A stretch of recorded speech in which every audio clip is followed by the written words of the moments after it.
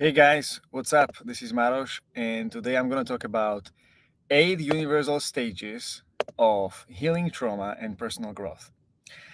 The reason why I decided to make this topic and to put this topic actually into the article, into the post, into the newsletter, and into this video is because I believe it's very important, and as the title suggests, it's universal.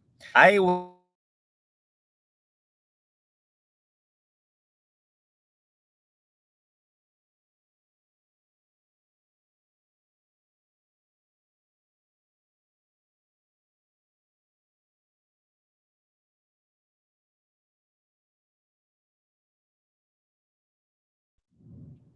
I'm struggling with my mic, but it should be okay now.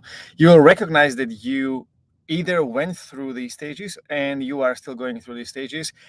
And what you're dealing with right now, you definitely are in one of those stages. So when you understand the process and the mechanics, how this development happens, how the consciousness develops within a person, you can experience some relief, and you will maybe discover what's the next step for you. Okay, so 8 universal stages of healing trauma and personal growth. So the stage number 1 is trigger. What trigger is simply emergence of the problem, right? Because we human beings are able to tolerate some amount of pain, and we are able to handle some amount of pain without necessarily being influenced by it. We only get triggered to put simply, we can get triggered, and it doesn't necessarily it doesn't necessarily mean that some massive problem is going to emerge, right? We're going to feel some kind of disturbance, and we're going to go through life. Besides, we have an ability to normalize pain, right? If something is consistent, you're experiencing some kind of pain consistently. Maybe it's been your family for generations. Maybe it's in your culture where you're growing up for hundreds of years. You kind of don't even realize how bad it is, right? This is what people experience when they go abroad. They spend some time in a different country. They experience cultural shift. They adjust to the new culture. Then they come back to the original culture, and suddenly they triggered as fuck all the time, right? Because suddenly they see the differences. They see what bothers them. Before they didn't bother, right? So this is an example of a trigger. Another trigger example can be if you have some heavy and intense emotional experience that creates major emotional distress that you are unable to handle on your own, and that doesn't go away, right? This is another trigger. It can be death in the family. It can be shift in life priorities, right? You move from university to work life, you change jobs, or girlfriend breaks up with you, or suddenly the burden of being lonely for too long is kind of starting to land on you, and it starts to feel uncomfortable. At this stage, you realize that there is some kind of problem that needs to be addressed. Uh, maybe it's not that it needs to be addressed, but you're just aware that there's a problem. Okay. Now the second stage happens when you realize that the trigger has been happening consistently. So it's not a one-off experience, but it's a pattern that some kind of emotions are repeating, some kind of disturbances are happening over and over again. When this happens, what's very natural for people is to go into why me. And when you're asking yourself the question, why me? Why do I have to go through this?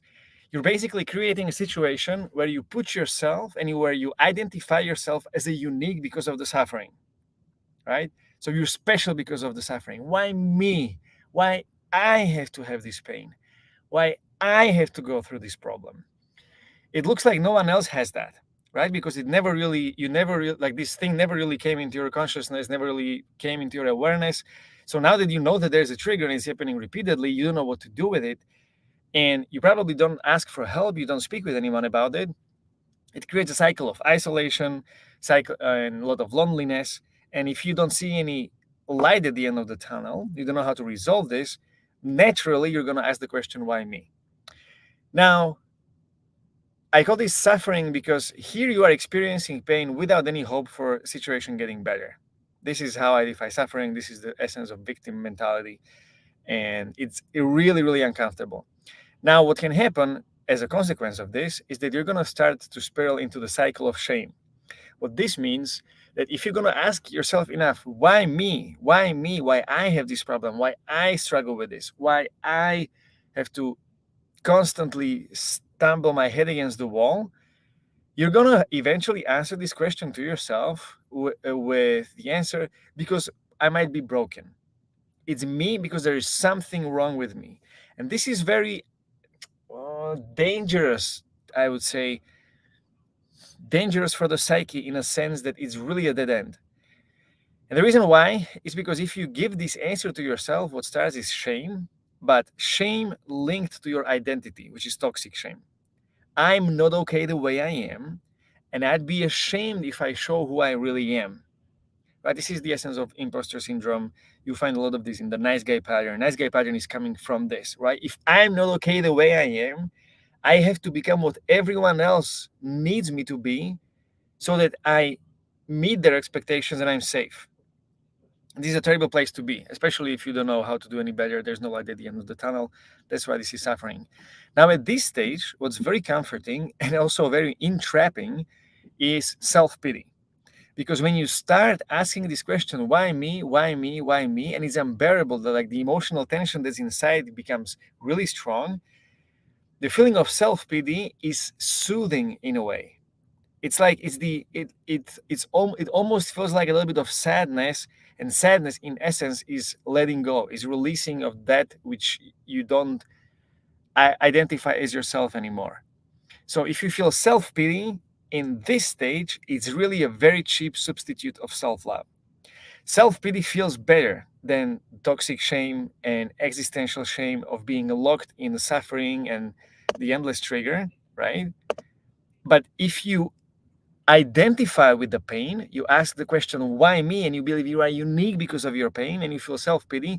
This really creates addiction. And the addiction to the pain is what's going to hold you in the pain, right? It's going to prevent you from stepping into comfort zone. It's going to prevent you from doing anything. And you're going to get back into normalizing pain. It's normal. Everyone goes through that. Everyone feels like shit every now and then. So it's okay that I feel like this.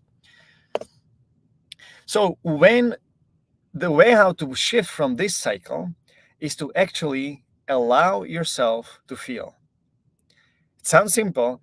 What it really is that in these two stages, what's very often and what's very common is logical and analytical effort to understand why you're in pain, right? This is all the overthinking. This is all the anxiety of your mind racing, trying to figure out what's wrong with you, what's wrong with me, right? Why me? And it doesn't work, right? The more you try to figure it out logically, the worse it kind of gets, because you know that there is no answer. The shift from this stage to the next one is you recognizing that outside comfort zone, outside this safe experiencing of being locked in the patterns that you've always been working, is emotional tension. This emotional tension is uncomfortable, is very largely unbearable, and this emotional tension is launching you into survival mechanisms, right? That's fight, flight, freeze, fawn. You recognize those mechanisms, and you recognize that they come with feelings, right? And the discomfort, the nature of discomfort is always different. Some emotional tension, let's say that you are about to approach a girl in the street for the first time in your life, you probably feel shitloads of fear, right? And you start recognizing the fear. You start to feel a lot of shame if you get rejected. You start to feel guilty for doing stuff that you find being weird and you always thought is weird. Or you have, let's say that you are in a relationship and suddenly you start communicating differently. You start using masculine communication. And as a result, you will be feeling that you're hurting the other person because that's how you always believed it was, right? So you start to notice that these emotions that you are experiencing when you start changing the way you were operating before, these emotions are present, and you have a choice whether you will go to these emotions or not, whether you will allow yourself to feel them and go through them and process them, use your body to process them, or you won't do that and you're going to get back to the stage 2 and stage 1. Now, this is a stage that can last very long. And the reason why is because some people and for instance, where I live in, for this absolutely applies for the older generation. The emotional intelligence, the emotional literacy is not very high, and they don't recognize that this feels like sadness, this feels like guilt, this feels like shame. They just say, this feels bad, get me out of here. And because of this, the emotional experiences will never come up. The nervous system will never let the energy that's been stuck in there to express itself. The trauma never really gets to the surface.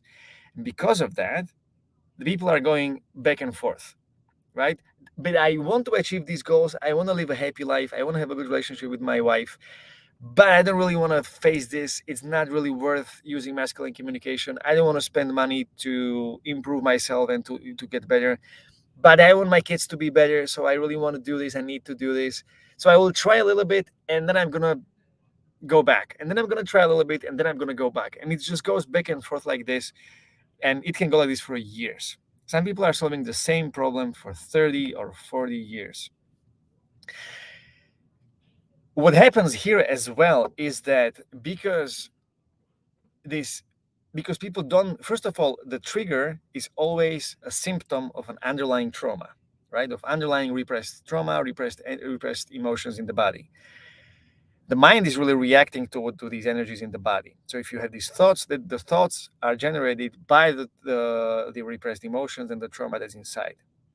Now, if you are having thoughts that you don't like, and your body is making you feel in a way that you find unbearable and uncomfortable, what's going to happen that you're going to turn your own mind and your own body into enemy, because they are the ones that are causing you problems, right? And if your mind and your body is your enemy, then you have to fight against yourself in order to resolve the problem, right? To get rid of the enemy. And this is really, again, this is really at the core of going back and forth between, I want to resolve this, but when I get closer to the result, then I would have to experience something that I don't know how to experience. I don't know, an emotion I don't know how to handle. I'll rather go back and say, fuck this shit, it's not worth it. There's something in me, it's not going to work. It's never going to be like this. And I normalize the pain and I go right back. So this is this stage. Now, the way how to get out of this stage, and this is really the core of what I teach, and the reason why I teach this is because this is what I believe is the biggest gap in intelligence, in knowledge, in self-understanding in the world, especially in the men's world, is when you get to understand what these feelings that you're having are, you learn how to interpret the signals that your nervous system is giving you. You learn how to decode how your mind is interpreting these systems into emotions. You know, this is shame, this is guilt, this is apathy, this is sadness, this is fear, this is desire, this is jealousy, this is envy, this is sadness, and so on. When you know how to do this, then you can use your mind to process these feelings, these experiences, these emotions. A tantric person would say these energies in your body, in your nervous system. They start to express themselves. And when this happens, you start to release them from your system, release them from your body. And when you start to do this, your brain, you won't be reacting to those impulses. Your nervous system becomes more still. Your brain pushes you less into the fight or flight mode. And because of this, suddenly you have less thoughts, you have more mental space to process what you need to process, to create your goals, to pursue your goals, to plan your day, and to simply, like if you have a social anxiety, to come to a person, speak with a person, ask for what you want, enjoy, have fun, whatever it is you want. You have more of this space because your mind isn't so full, because it's full of signals from the nervous system, and your body is more relaxed because your body is not in a constant overdrive in your nervous system, right? And your brain is like, as you do the emotional releasing and the emotional work, your brain gradually decreases how much it shoots you into the survival mode. And when it decreases enough, what's going to experience is breakthrough. You're going to break through. You're going to discover the cause of the pain. This can sometimes be a massive aha moment where you'll be like, oh my God, yes, of course, this is why I had this. And you burst into joy, you burst into laughter. or you don't even have to come to the conclusion what it actually was. You just have a release. The release is an instant feeling of that you feel lighter, suddenly you feel more joy, and you feel more stillness. It's very obvious with anger. When someone releases anger, the change is massive, because if you have this burning energy in your chest where you feel like you would stab someone, like you would like you just go crazy with anger, and you process the anger, and suddenly there's stillness and a little bit of joy. The difference is huge, and there's no amount of analytical work that's going to make you do this shift. You have to do this using your body, using your nervous system, and work through the emotion. Now, when it comes to, I'll go back to emotional experiencing for a second.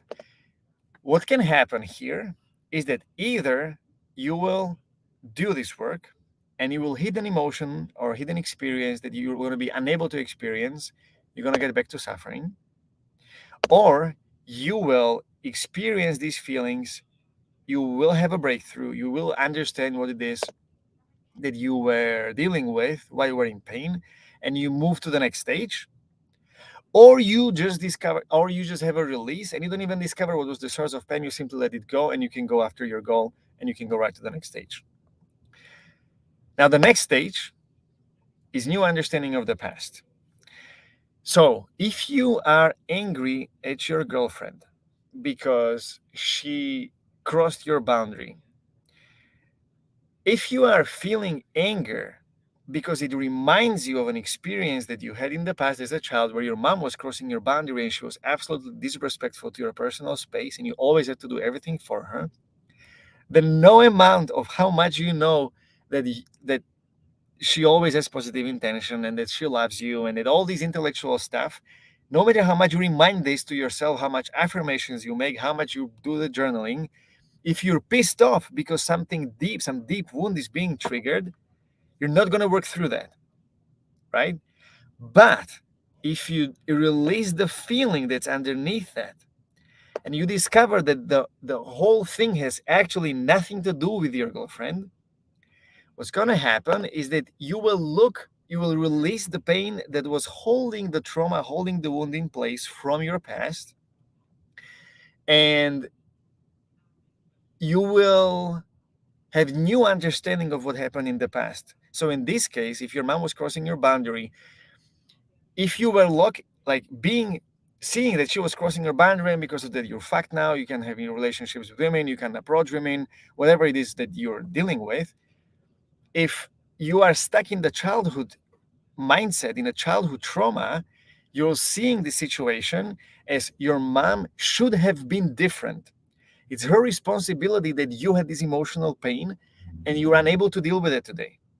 If you're not aware of that, this is happening unconsciously. That's why you're getting triggered, right? When you release the pain, you can look at this through a new eyes. And as I also wrote in the post, there is no objective truth, right? You can't look at this objectively. But what you can do is that when two people look at something in the same way, they have shared reality. So for these two people mutually, the way they see reality seems objective, right? If I have the same, if I think the same thing like millions of people, it's going to look like I have objective truth. So the only way how to get closer to what's objective is to actually look at what your mom was experiencing or what was happening in your past through her eyes, in a way. So you'll be able to actually see that she did her best and the things could not have been any different. That what she was experiencing was some kind of some kind of existential anxiety, and you can actually feel this deeply inside you, and you can allow yourself again to process the grief of not having the childhood that you believed that you had, or the anger that you were having against her when this was happening, or the fear of speaking up, all these feelings. When you process this, then you can make a reframe of the past that's going to last in the long term. It's going to last forever. So when you're going to be in the fight with your girlfriend the next time and she attempts to cross your boundary, because there is nothing that this behavior will stick on you, there's no there's no corresponding pattern inside you, that corresponding trauma that was happening in the past, you're not going to get triggered, right? So this thing is not going to happen. This thing is not going to happen because this thing has been happening long enough time and you already know what happened. So you did the reframe, right? So it's going to look like as if the past didn't happen. And this might sound crazy. I'm going to give you an example for this. If you walk down the road and you see a rope, but you confuse the rope because you don't have much time, you confuse the rope with a snake. And if you get scared of it because it's a snake and you start running away and you live believing it's a snake and you develop a phobia from a snake, where is the snake? What happens when you find out that there never was a snake?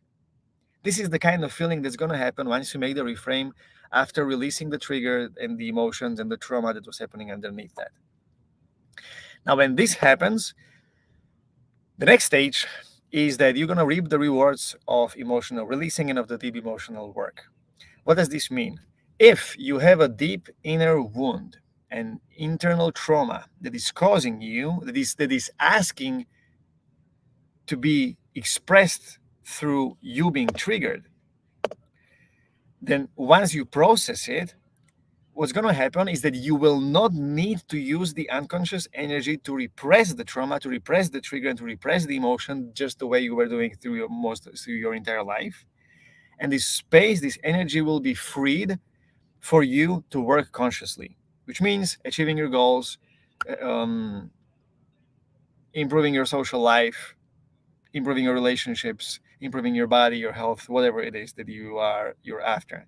What it feels like is that you have more space. You feel more calm in your body. You are able to relax more. You're not necessarily more joyful in a celebrational way. It feels more like you have this inner stillness, this inner serenity, this inner calm, inner peace. You can come, you're not, now this makes you confident as fuck because you don't have to react when you come to a social group. You can just go there. You can enjoy the people. If people go crazy, you can go crazy with them. You don't have to, right? You have a choice. You have more choice of what's going to happen. Because of this, you handle more tension, more emotional tension, setting boundaries, speaking to people, expressing yourself, taking risks. You are able to enjoy tension, which is banter, which is flirt, which is all these nice social interactions, which is setting big goals, going after them, being consistent when it doesn't feel good. These are all the rewards and the benefits of emotional releasing.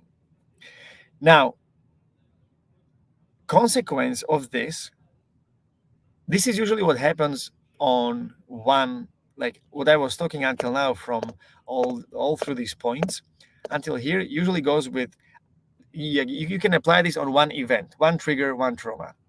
If you do this work consistently, what's going to happen is that you will discover new trust in your mind and body, right? Here and here, you experienced that your mind is kind of against you. Your body is against you because you have all these experiences that you don't know how to process. You don't know how to deal with them. You feel like your mind and your body is enemies. So you like, I don't want to deal with this shit. Let me just get rid of this. So you are in war with yourself. Here, you're gonna learn that you're gonna. This also happens as a breakthrough, as aha moment. Here, you're gonna learn that when you were doing emotional releasing and you were working, you were using your mind to process through the trauma and through the repressed emotions. The whole progress in your confidence and improving in your mental health, in your stillness and happiness and your relationships happened thanks to your mind and thanks to your body. You use your mind and body to process what was happening inside your mind and inside your body. And you're going to learn that your mind and body was with you ever since you were born, all the way to this day, right? It was with you through all the pain, through all the discomfort, through all the miseries that you've experienced. And yet you're here, and here you stand, and here you're growing and progressing. And in this stage, this creates a lot of gratitude for the mind and gratitude from the body. And what starts to happen is gradual shift from, if here, the self-rejection, when you see yourself and your mind and your body as enemy, we call this self-hate. And here it starts to moving into self-love. Now we talk still about healing trauma, right, and self-development. Some people start to do this kind of work when they are in their 50s because because kids go out of work, their career is not fulfilling anymore. They have this mental breakdown because suddenly they have existential crisis. What am I here? Why am I here? What am I doing?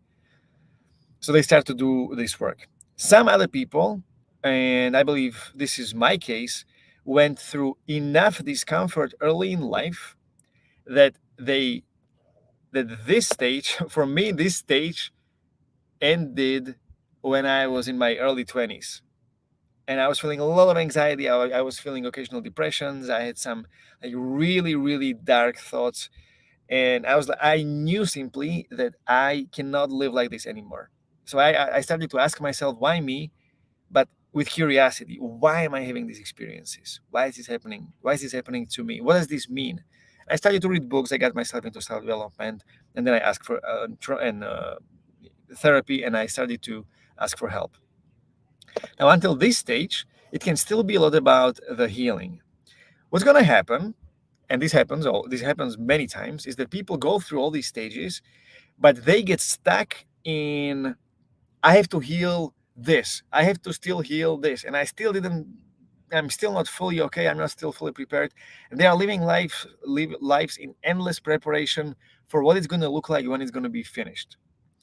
And the end of this stage happens when you realize that personal growth, self-development, and healing trauma are one and the same thing.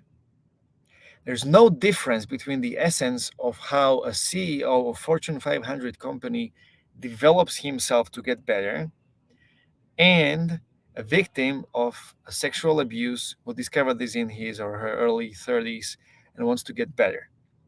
The essence, really the principles of learning, of accepting what is, of having an experience and expanding your organ or your and reorganizing how you see yourself and reality to function, to operate more efficiently, is happening in both cases, right?